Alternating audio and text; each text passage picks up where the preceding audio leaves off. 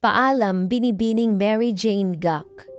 Ito po ang veterana at magaling na aktres na kilala sa pangalang Jacqueline Jose. Ang mga larawang makikita ninyo ay kuha noong siya ay nagsisimula pa lamang sa industriya ng show business noong dekada 80. At ayon sa ating source, natagpuan ang aktres na wala ng buhay sa Loyola Grand Villas sa Quezon City nitong linggo ng gabi, Marso 3, 2024. Naulila ni Jacqueline ang kanyang dalawang anak na sina Andy Engelman na anak niya sa veteranong aktor na si Mark Hill at Gwen Garimon Ilagan Gak na anak niya kay Kenneth Ilagan ng 90s band na The Dawn. At mga apo na sina Ellie, Lilo at Koa sa kanyang anak na si Andy Engelman na ngayon ay nakabase sa Siargao. Ilan sa mga role niyang sumikat siya nang gampanan si Magda sa Mula sa Puso ng ABS-CBN kasama sina Claudine Barreto, Vico Yan, Dieter Ocampo at Princess Punsalan. Napakahusay talaga ng kanyang pagganap dito. Ako mismo ay isang tagahanga ng premyadong aktres na ito. Kaya ako mismo ay nagulat sa balita nitong nakaraang linggo ng gabi nang nalaman ko na yumao na ang aktres sa hindi pa nalalamang dahilan. Pero mamaya po ay ipapakita ko yung pagpapahayag ng kanyang anak na si Andy Engelman sa kung ano ang talagang dahilan ng pagkawala ng kanyang mabuting ina.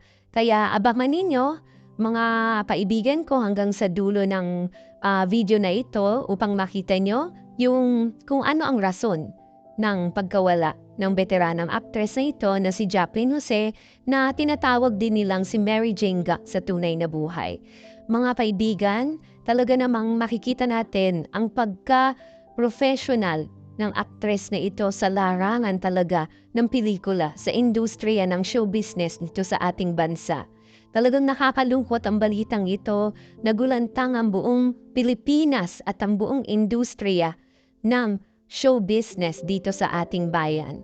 Mga kaibigan, makikilala din natin ang ating premyadong aktres na ito na unang Pilipina na nanalo bilang Best Actress o Best Actress Award sa 2016 Cannes Film Festival para sa pelikulang Marosa, na kung saan napuwersa siyang talagang itaguyod ang kanyang pamilya sa pagbebenta ng ipinagbabawal na gamot. Mataguyod lamang niya ang kanyang buong pamilya.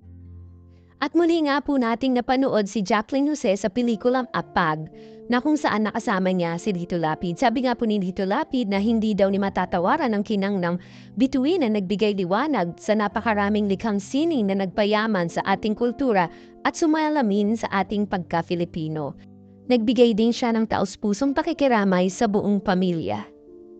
Huling napanood si Jacqueline sa teleserye na FPJ's Batang Quiapo na pinagbibidahan ni Coco Martin. Makikita pa rin natin dito, mga kaibigan, na talaga namang napakahusay ng kanyang pagiging isang veteranang aktres sa larangan ng kanyang sining at talino sa pagbibigay buhay sa mga karakter na kanya pong ginaganapan sa mga teleserye maging pelikula man ito.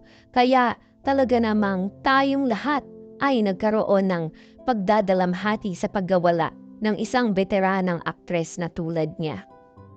Ayan na nga po mga ka-MG TV, ito nga po yung pahayag ni Binibining Andy Engelman, ang isa sa mga anak ni Mary Jane Gak o mas kilala nating si Jacqueline Jose, sa kanyang pagpanaw nitong araw ng linggo.